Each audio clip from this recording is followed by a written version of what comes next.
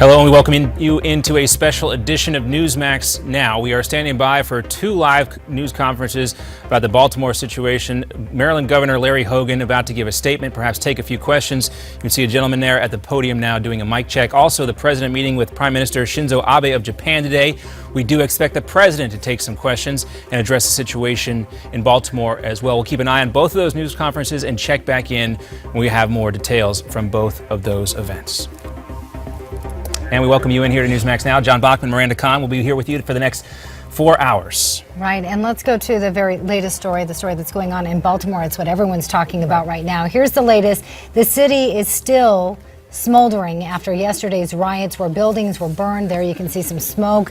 200 people were arrested and almost 150 cars were destroyed. More than a dozen police officers have also been injured during those violent protests. This all follows the funeral of Freddie Gray, who died while in Baltimore police custody. Now his mother is pleading for calm in the city.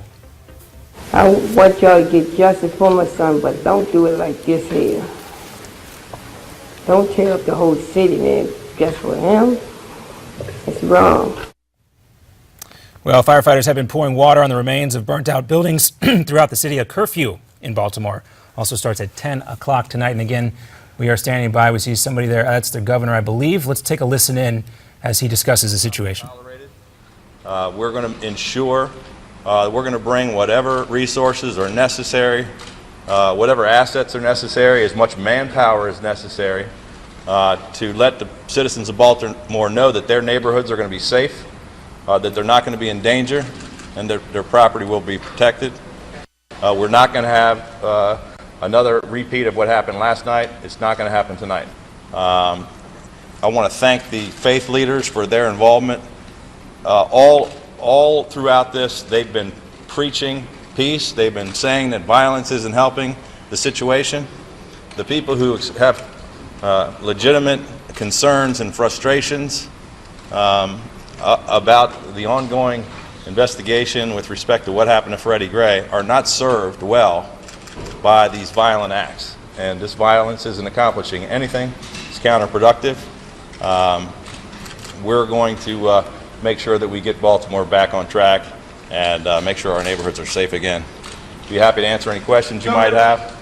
Governor Tom Fitzgerald, could you explain to folks how states of emergency work, when your state of emergency declaration was prepared, and what happened in the next 48 hours? Do you have to wait for the mayor to ask for it? Well, as you know, the violence started at 3 o'clock yesterday afternoon. We had, prior to that, taken preliminary action to prepare the state for if, in fact, violence did take place, if the city did call us and ask for the assistance. So we had already activated our emergency command center as of last Saturday. I had already talked to the National Guard. I had already been in communication with the White House. We had been in ongoing communication on a daily basis with the mayor. This violence started, I think, about 3 o'clock yesterday afternoon. We were in constant communication. Finally, I believe around 6 o'clock, the mayor said, requested us to bring in the National Guard and declare a state of emergency.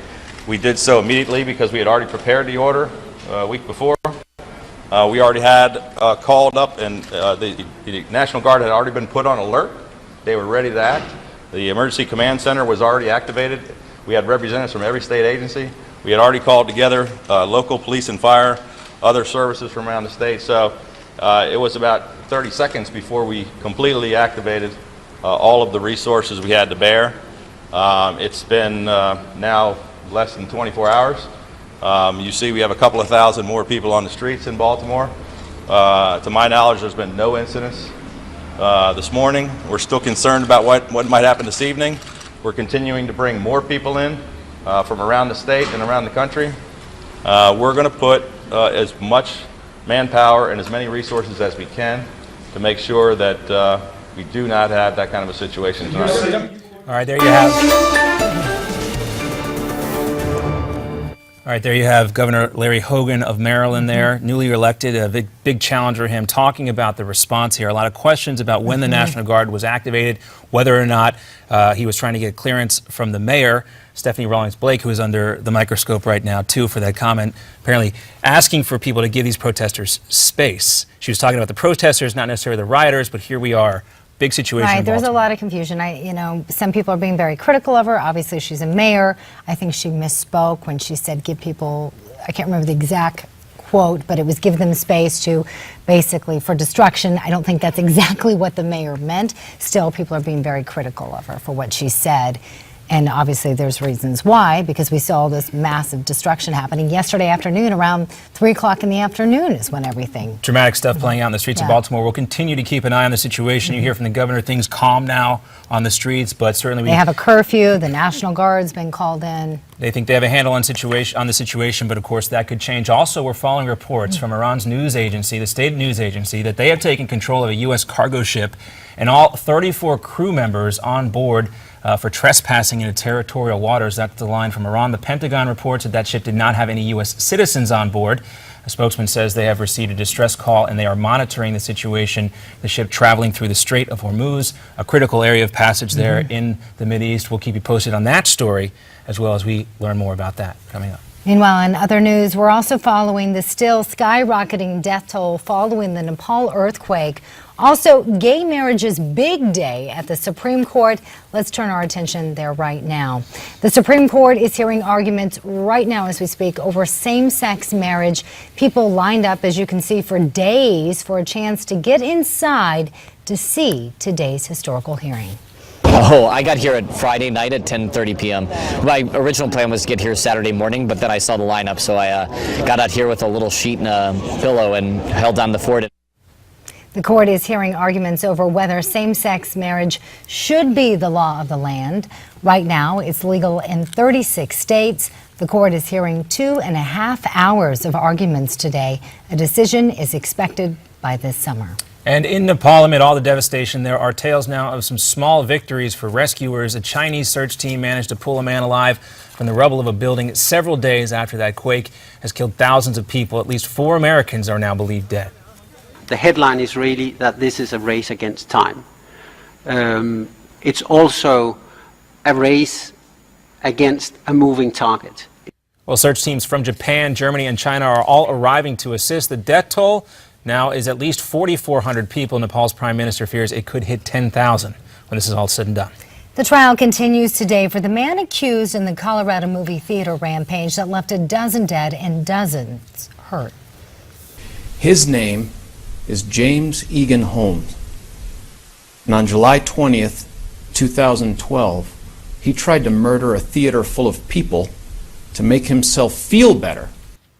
In opening statements yesterday, the prosecutor told the jury that 2 psychiatric exams show Holmes to be sane. Holmes has pleaded not guilty by reason of insanity.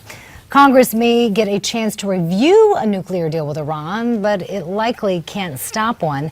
According to Bloomberg, Speaker of the House John Boehner says the votes just aren't there to override a veto if Congress passes a resolution disapproving of a deal. Boehner made the comments at the Republican Jewish Coalition meeting in Las Vegas over the weekend. A white supremacist now says he's ready to plead guilty to 3 murders near a pair of Jewish centers in Kansas. Fraser Miller tells the Associated Press that he'll plead guilty to all charges to avoid a long trial.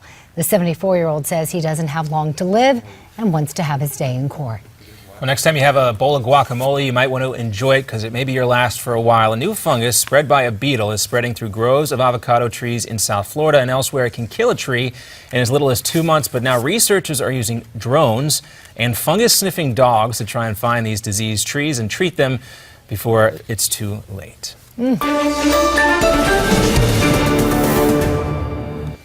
All right, so we again... Guacamole. Yeah. Devastating. No. Covering a wide range of topics there. Guacamole. A lot going on. Iran, Baltimore.